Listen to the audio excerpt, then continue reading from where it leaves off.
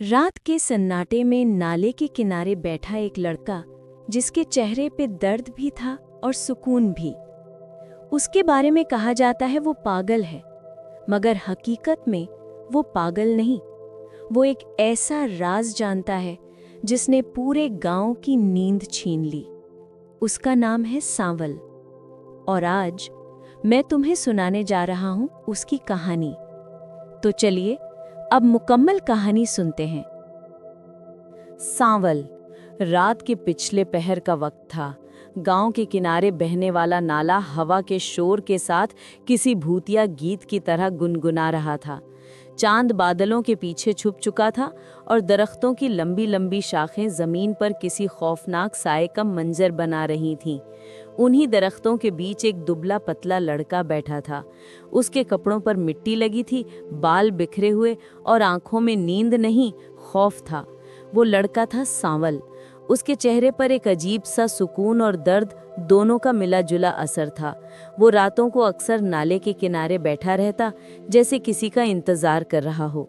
गांव वाले उसे पागल समझते थे, मगर सांवल जानता था कि वो पागल नहीं, बल्कि किसी सच्चाई के करीब पहुंचने वाला है। सांवल के बाप का नाम करीम बख्श था, जो बरसों पहले अचानक गायब हो गया था। लोग कहते थे कि वो नाले में डूब गया, मगर सांवल की माँ हमेशा कहती थी कि तुम्हारे अब्बा को नाले के जिन ने पकड़ लिया है। वो बात सबके लिए कहानी थी, मगर सांवल के दिल में वो बात सच बनकर रह गई। उसकी माँ कुछ साल बाद बीमारी से मर गई और सांवल दुनिया में अकेला रह गया। उसकी झोंपड़ी नाले के करीब थी, जहाँ वो हर रात कुछ न कुछ खोजने की कोशिश करता।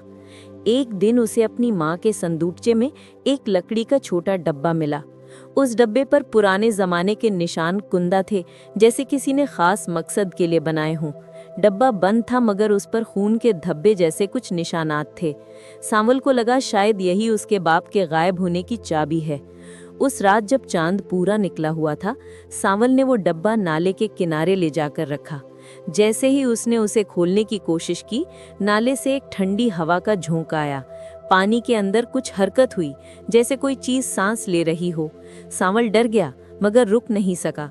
उसने जबरदस्ती डब्बा खोला।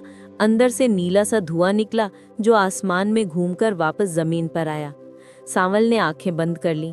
जब उसने दोबारा आंखें खोली तो नाले के सामने एक स्याह साया खड़ा था, इंसानी शक्ल का, मगर चेहरा धुंधला। सिर्फ दो सुर्ख आंखें जल रही थीं। सांवल के जिस्म में कपकपी दौड़ गई। वो बोलने की हिम्मत नहीं कर पाया। साया आहिस्ता से बोला, काफी साल बाद किसी ने मुझे जगाया है। सांवल ने बमुश्किल कहा, तुम कौन हो? साया बोला, मैं तुम्हारे बाप का दोस्त हूँ, या शायद शत्रु। सांवल की धड़कन रुकने लगी। साया बोला, तुम्हारे बाप ने एक खजाना छुपाया था, वो खजाना जिसके लिए चौधरी करीम को नाले में दफना कर गया था, मगर अब वक्त आ गया है कि वो खजाना वापस लिया जाए। सांवल ने कांपते हुए पूछा, मेरे बाप के साथ क्या हुआ था? साया बोला, तुम्हारे बाप ने एक अहद तोड़ा था नाले के जिन के साथ। उसने ताकत के बदले कुछ वादा किया था, मगर फिर धोखा दे गया। उसकी सजा ये थी कि वो नाले में कैद हो गया। सांवल ने कांपती हुई आवाज में कहा, क्या वो अब भी जिंदा है? साया बोला, वो जिंदा है, मगर तुम्हें उसे आजाद करना होगा, वरना तुम भी वही अंजाम पाओगे जो उसने पाया था। सांवल ने डब्बे की तरफ देखा। अब उस पर हल्की सुर्ख रोशनी चमक रही थी। साया गायब हो गया। नाले से एक हल्की सी सरगोशी सुनाई दी, बेटा मुझे आजाद कर दे। सांवल चौंक गया। ये उसके बाप की आवाज थी। आंखों से आंसू बहने लगे। उसने चीख कर कहा, अब्बा मैं कैसे? आवाज आई, डब्बा नाले में डाल दे, सब कुछ बदल जाएगा। सांवल ने एक लम्हे के लिए सोचा, फिर डब्बा उठाया और नाले में फेंक दिया। पानी अचानक उबलने लगा। हवा में एक गरजदार आवाज गूंजी। आसमान पर बादल छा गए। पूरा गांव अंधेरे में डूब गया। सांवल चीखना चाहता था, मगर आवाज गले में फंस गई। नाले से एक आदमी नमूदार हुआ।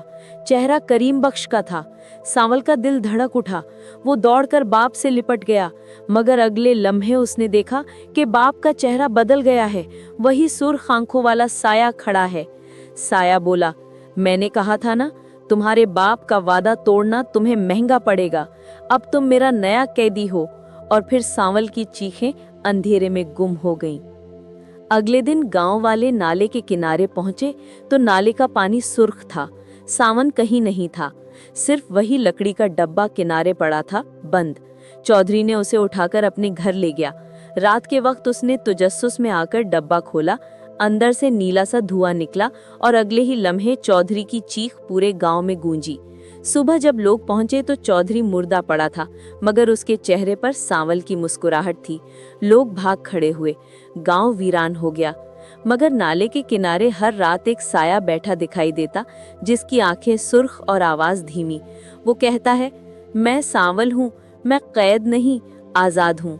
कुछ लोग कहते हैं नाले के पानी में जब चांद का अक्स पड़ता है तो सांवल का चेहरा दिखाई देता है, मुस्कुराता हुआ, जैसे किसी नए शिकार का इंतजार कर रहा हो।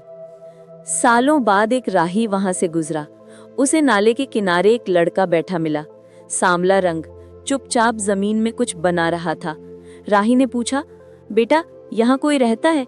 लड़के ने मुस्कुराकर कहा, मैं रहता हूँ, मेरे अब्बा भी यहीं रहते हैं, नाले के अंदर। राही के चेहरे पर हैरानी फैल गई। उसने देखा कि लड़के के सामने वही पुराना लकड़ी का डब्बा रखा है। उसने पूछा, ये क्या है?